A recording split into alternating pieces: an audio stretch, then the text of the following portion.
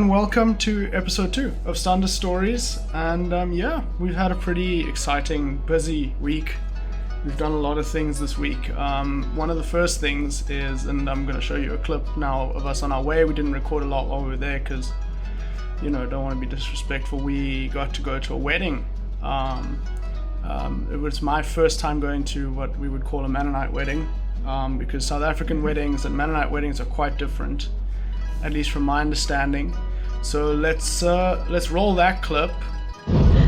Hey John, where are we going now? We are on our way to my first Paraguayan wedding, and all that I know about Paraguayan weddings so far is that they're about a quarter of the length of a South African wedding, and it's a church service, finger snacks, and then afterwards maybe some weddings have a program where they'll open gifts and do a couple games. Yeah, so we are on our way. It's about an hour's drive away, and so let's see, this is the road we're driving, and it's super hot, but we hope in church it won't be too hot. At least the car has air conditioning. So we'll update you later on how it went. And so that was the wedding. It was really cool. I enjoyed myself quite a lot. It was a bit different than what I understood they normally are, but I do understand that a lot of the younger married couples are starting to do things a bit differently to how they are traditionally done. So whereas it used to be, Mennonite weddings used to kind of end off with maybe a sandwich party, they would call it. So it'd be like finger snacks, small sandwiches, and then everyone would go home. This is not very long, maybe an hour of that. And then the wedding itself was maybe an hour. Yeah. So in total you have maybe 2.5 hours if you go to a wedding here. This one was very different. It was quite cool, it was quite exciting. The church that the couple is from, very multicultural, so they had songs in Spanish, they had German, they had some English, Low German, even. There was even some English. So it was really exciting. Enjoyed it quite a lot. Afterwards there was a full meal, full dinner, absolutely delicious. It would have almost like a beef schnitzel and then a chicken schnitzel option. There was cakes and there fruit. was cake, there was fruit, there was a salad. I didn't have much of the salad, I'll admit. I had a lot of the meat. I love the meat here, by the way, and this country is beautiful. And so I really enjoyed it. It was an absolutely amazing wedding. Actually, and even after dinner, they went into a program where the couple would have opened gifts and maybe played some of those fun wedding games. That one we do a lot in South Africa. We didn't stay for that long. At that point, I was so tired. And we were also late. I didn't have very good Google GPS, so we were a bit late. For the reason also being that it was one town over or 2 towns over, basically. So it's not where Stacey normally goes. She hasn't been there very often. I've never been that side. And neither of us had sorted out SIM cards yet. So she has a Paraguayan SIM, or she had one at that time, but didn't have data for it. So there was no Google Maps. So she had a quick look here at home where we had Wi-Fi, and then we went and tried to remember it. So originally we actually turned off and went to the wrong church and nearly entered a different meeting that had 20 people in it, and that would have been really awkward. Yeah. But luckily she figured out that was clearly the wrong one. But that was really exciting. I really enjoyed it. The wedding was lots of fun. Maybe another video we can do for cross-cultural relationships is that couples just be aware. It can be very tiring, especially in our situation. So I don't speak Low German very well yet. I'm still settling into the culture. We had only been here. We arrived on the Wednesday. The wedding was on the Saturday. But in general, it's very tiring for the partner in the relationship that cannot speak the language or is very new to the culture. Being in that language and having no break where there's their language spoken is very exhausting. So by the time the program rolled around, just after dessert, I was so tired that we unfortunately went home. I'm very thankful Stacey was very understanding that. The next day we had an amazing opportunity. We got to meet some other South Africans, which was very exciting for me. So we went to lunch where we had what they call a giso, which is like, in South African context, we cook it the same way as a potjie, but it's got pasta in it, and so it's not exactly a potjie, but you cook it in a cast iron pot, the potjie pot, as the South Africans would call. On an open fire. And on an open fire. So you cook it the same way, but the ingredients are very different. So they call it giso. So we had that for lunch, and actually at the lunch there was more South Africans than there were Paraguayans and Mennonites, because the South African guy's parents were were visiting at the same time. So that was really cool. I really enjoyed it. And then so Saturday was the wedding. This is Sunday. We met with the South Africans, and then Sunday evening we had an amazing opportunity to go fishing with my sister and brother-in-law and their kids. So her parents came with her sister, and then our brother-in-law. We all went out to their farm, to her sister's farm, and we went fishing together. We spent the whole evening out there, and it was absolutely amazing. I have actually got some clips of that maybe I'll just roll out now while I'm talking, so you don't have to stare at my face the whole time. But just absolutely beautiful. The weather closed off wonderfully. It was an incredibly hot day, but as the night cooled off, it actually got very, very cool and very nice. Really enjoyed the fishing trip with family. And we caught 3 fish. I think, my father-in-law caught 1, my brother-in-law caught 1.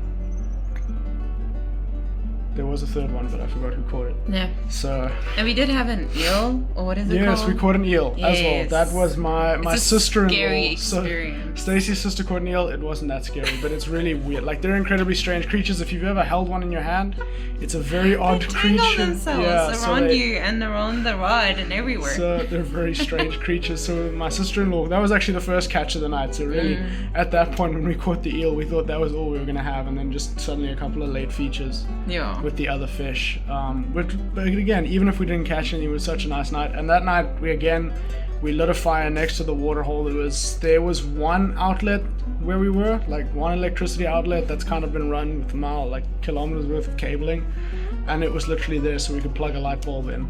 So no electricity. It was absolutely amazing. Lit a fire again, another geese saw, but it was also very nice. I had my first wild animal attack. A bunch of ants. I think it's healed up a little bit. I don't know if you can see the bumps. Yeah, we'll have to show some footage. Yeah, we'll have to maybe put some pictures in of my hands, because I picked up some fishing bait, the meat we were using, and it had been covered in ants. So it had been sitting on the floor for so long. The ants bit into me, and the ants here, of course, in Paraguay, are so wonderfully volatile. So my hand is still itching to this day.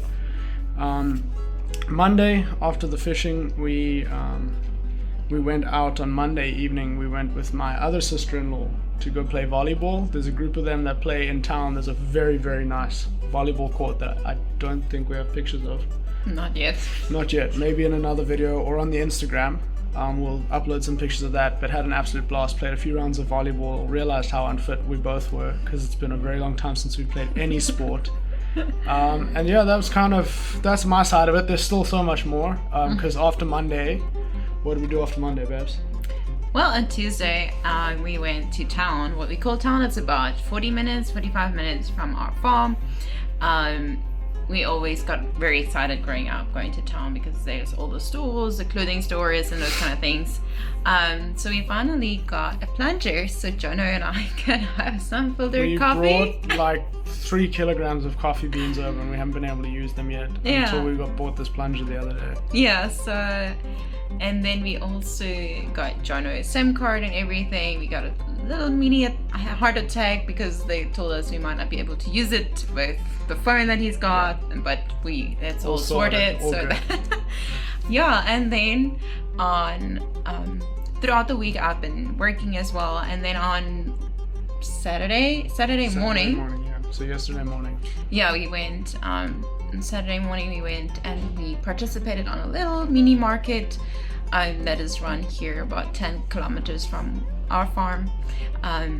We really only had like 4 stalls trying to sell a little bit of baked goods, and we sold a little bit of honey. So yeah, it really it's a bit of a struggle here, but we're trying to get people to come visit. But the thing is, like, everyone here, they're all farmers. The ladies all know how to bake and cook and those kind of things. So for them, it's like, why would I go somewhere else and buy it if I can make it myself? So we're still trying to get this concept into the community that, hey, I have access of, baked goods. Don't you want some? So that was really cool, just to talk as well to the ladies there. Unfortunately, Jono didn't have a lot of male company there. No. But yeah, and then on Saturday evening, we went to what we call the Feria Hogar. It was the second year that they've got it. It's the three main communities in our area, that Mennonite communities, that together run an event, and this year it was 2 days, or 2 afternoons and evenings, and yesterday it was with German music, which was another experience. So we'll show a little bit of that as well. It was a great experience. So yeah.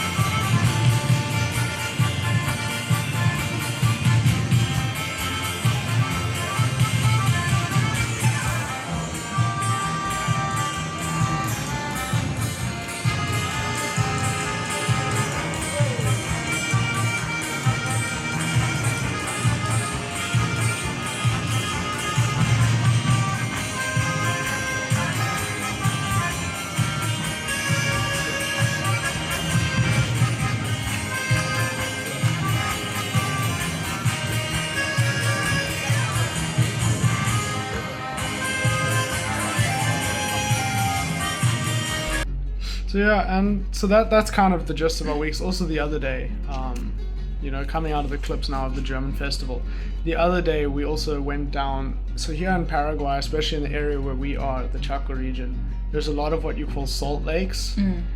Right now they're not really lakes, they're lake beds, they're all dried at the moment, but when heavier rains hit, hopefully coming again, November, December, January, those somewhere around that region will get quite heavy rain. Absolutely beautiful, these flatbeds. Stacy and I rode out. We have some video footage of 1 or 2 pictures of us there, and it's just so beautiful, and you just realize how amazing this planet is that we live on. And so yeah, so just enjoy some of those clips as well, and thank you so much for watching this episode. We won't keep you much longer. Once again, share the link to this video, tell your friends about it. We hope you guys enjoyed. Like, subscribe, join our family, and we'll see you next week. Ciao, ciao. Bye.